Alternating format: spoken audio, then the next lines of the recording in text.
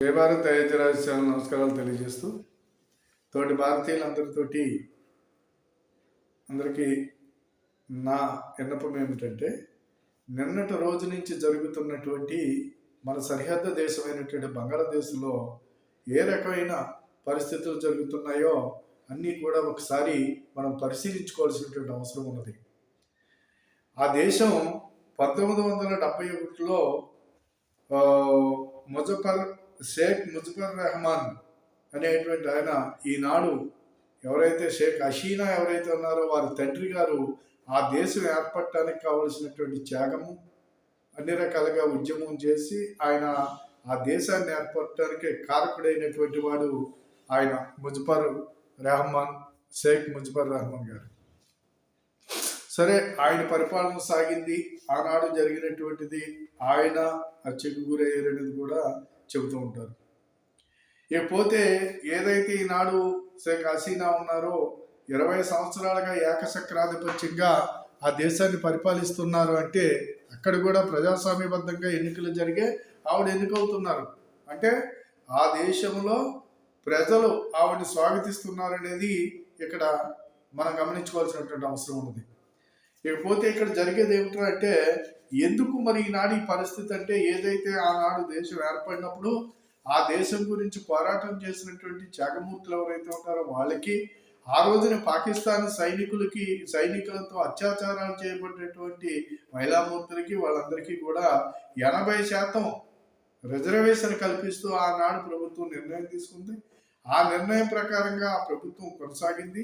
అయినప్పటికీ ఏంటంటే ఆ ఖచ్చితంగా ఇలా కాదు, ఈ రిజర్వేషన్ వల్ల కొంతమందికి మాత్రమే లాభం పొందుతుంది, మెరిట్ ఎవరైతే ఉంటారో వాళ్ళకి రిజర్వేషన్ కాదు, రిజర్వేషన్ లేకుండా మెరిట్ వాళ్ళకి ఉద్యోగాలు ఇవ్వాలనేటువంటి ప్రభుత్వ ఉద్యోగాలు ఇవ్వాలనేటువంటి ఒక ఉద్యమం అయితే ఎప్పటి నుంచో కొనసాగుతూ ఉంది. అయితే దీనికి కడకి 80% ఉన్నటువంటి రిజర్వేషను కడకి 30%, మళ్ళా ఈ రకంగా రిజర్వేషన్లు ఎత్తేయటం ఇలాంటిది కడకి నాటికి 3% కూడా ఆ రిజర్వేషన్ తీసుకురావడం జరిగింది. అటు కోర్టుకు అలౌ చేసుకుని ఇవన్నీ చేసి ఇటీవల ఆ రిజర్వేషన్ని 30% తీసుకొచ్చారు, 33% తీసుకొచ్చారు. ఈ చర్చలు జరిగింది. అయితే ఈ ఉద్యమాలు అనేది అనేక సందర్భాల్లో జరుగుతూ వచ్చినాయి. అయినప్పటికీ ఏదైతే ఈనాడు జరిగినటువంటి సంఘటన మనం చూసినట్లయితే ఈ రిజర్వేషన్ కారణం కానే కాదనేది మనకు అర్థమవుతుంది అక్కడ. ఎందుచేతంటే ఈ దేశం ఆ 20 సంవత్సరాలుగా పరిపాలన చేసినటువంటి ఒక 77 సంవత్సరాలు వృద్ధురాలైనటువంటి షేక్ హసీనా పైన దాడి చేయాలని చూడటం, అదే రకంగా వారి తండ్రి గారు ఆ దేశం ఏర్పడటానికి వారి తండ్రి గారు చేసినటువంటి త్యాగము ఎన్నటిని చూసినట్లయితే ఆ కుటుంబం ఆ దేశం కోసం ఎంత త్యాగం చేసింది అనేది మనకు అర్థమవుతుంది. అలాంటి నిర్ణయాల ప్రకారంగా అయితే ఈనాడు షేక్ హసీనాకి ఈ పరిస్థితి ఎందుకు వచ్చిందిరా అనే దాని గురించి చూసినట్లయితే మనం అక్కడ రిజర్వేషన్ కారణం కానే కాదు. ఏదైతే ఈ దేశము అటు చైనా వాడితోటి ఇటు భారతదేశంతో జాగ్రత్తగా బ్యాలెన్స్డ్గా వెళుతూ ఈ దేశాన్ని అభివృద్ధి పదంలో ముందుకు తీసుకెళ్తున్నారు బంగ్లాదేశ్ని. ఆవిడ దేశం ఈ రోజున బాగుంది, పక్కన పాకిస్తాన్ అనే దేశము అడుగు తింటుంది. అది వాళ్ళకి నచ్చట్లేదు. నచ్చకపోగా ఏదైతే ఈ ఉద్యమానికి ఐఏఎస్ఐ వాళ్ళు పాకిస్తాన్ ఐఏఎస్ఐ కుట్ర ఇక్కడ దాగి ఉన్నదనేది ఖచ్చితంగా కనపడుతుంది. ఈ మధ్యలో ఈ యొక్క రిజర్వేషన్ ఉద్యమం మళ్ళీ ప్రారంభమైతే ఆ ప్రారంభంలో 30% రిజర్వేషన్ ఎత్తేయాలని చెప్పి వీళ్ళు మళ్ళీ ప్రారంభించారు. 30కి తీసుకొచ్చిన రిజర్వేషన్ కూడా మళ్ళీ తీసేయాలనే దాని గురించి వీళ్ళు మాట్లాడటంలో ఆవిడ అది కోర్టుకు వెళ్ళింది. మళ్ళీ కోర్టులో గొడవలు ఇవన్నీ జరిగినాయి. మళ్ళీ 3%కి వచ్చింది. ఈ ఉద్యమాన్ని అసరాగా తీసుకుని దీనికి కొంత వేడి చేసి వీళ్ళు ఐఎస్ఐ వాళ్ళు దీంట్లో పెద్ద కుట్ర చేసి ఈ ఉద్యమాలలో తప్పుదావ పట్టించారనేది ఇక్కడ తెలుస్తుంది. ఒకటి.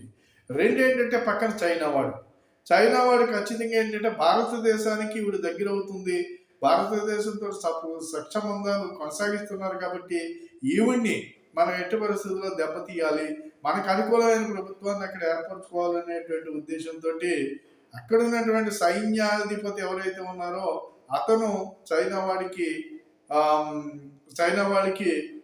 మామూలుగా మీకు అనుచరుడిగా ఉంటాడనేది వాళ్ళ భావన. ఉంటాడనేది మనకు తెలుస్తుంది. అందుకే కాబట్టి ఏంటంటే ఇక్కడ ఖచ్చితంగా సైనిక పాలన పెట్టి ఖచ్చితంగా ఈవిడ యొక్క పరిపాలనని ఈవిడ్ని ఈ రకంగా దేశం విడిచి పారిపోయేలా చేయాలనేటువంటి ఒక ఆలోచన సైన్యంతో కలిసి వీళ్ళు కుట్ర చేశారనేది చైనా వాడు ఇక్కడ తెలుస్తుంది.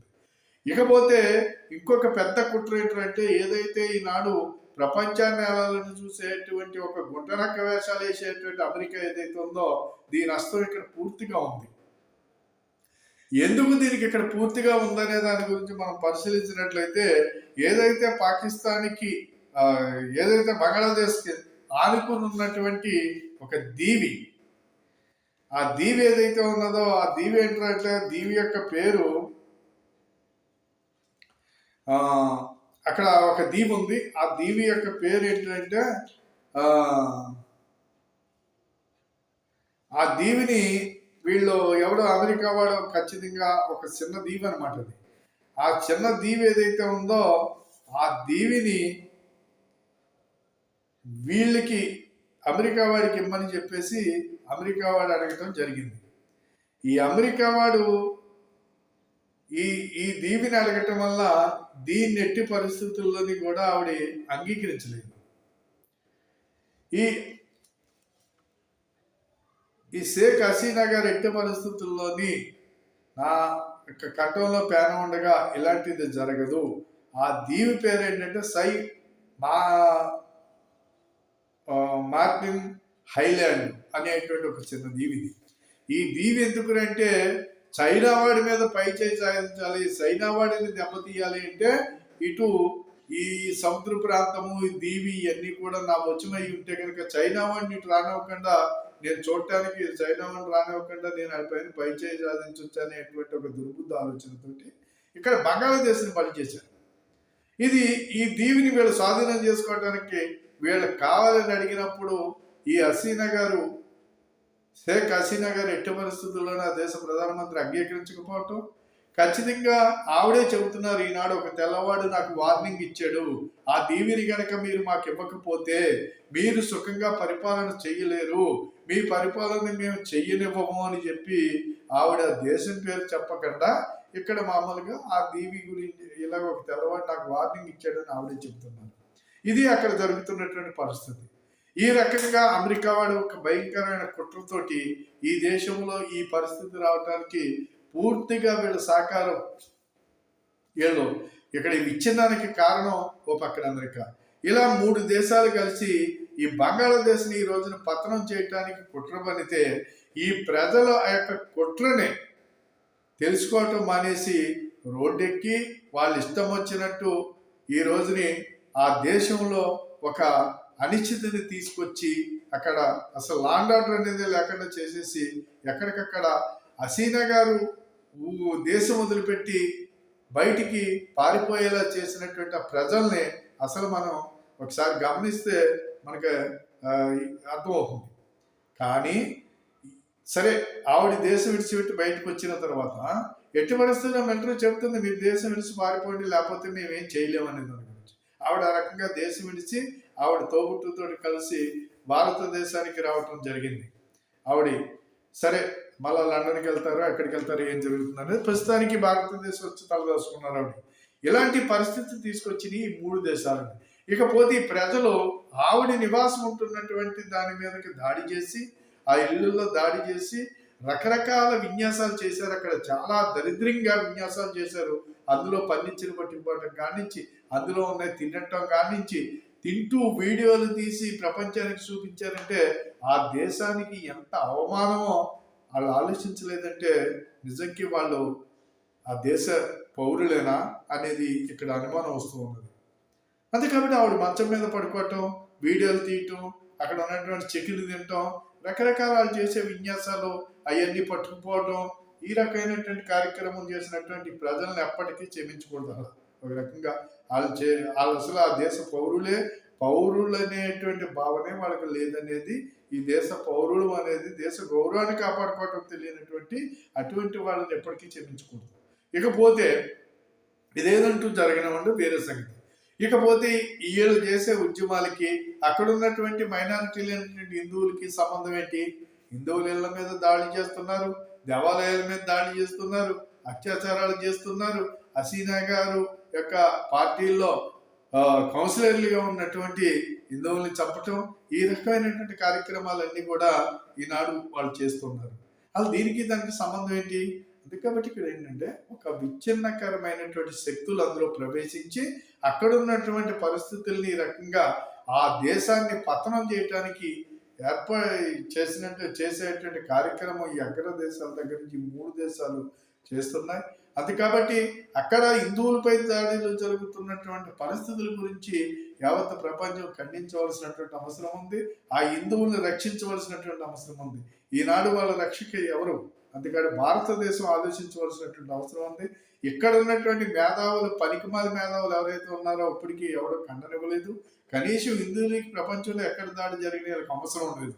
అది కాబట్టి ఈ దేశంలో విదేశీ శక్తులతో కలిసి పనిచేస్తుండేటువంటి అందరికీ నేను హెచ్చరించేది ఏంటంటే, ఈనాడు మీరు పిచ్చి పిచ్చి చేష్టలు చేస్తే బంగాళాదేశ్ పరిస్థితి అవుతుంది.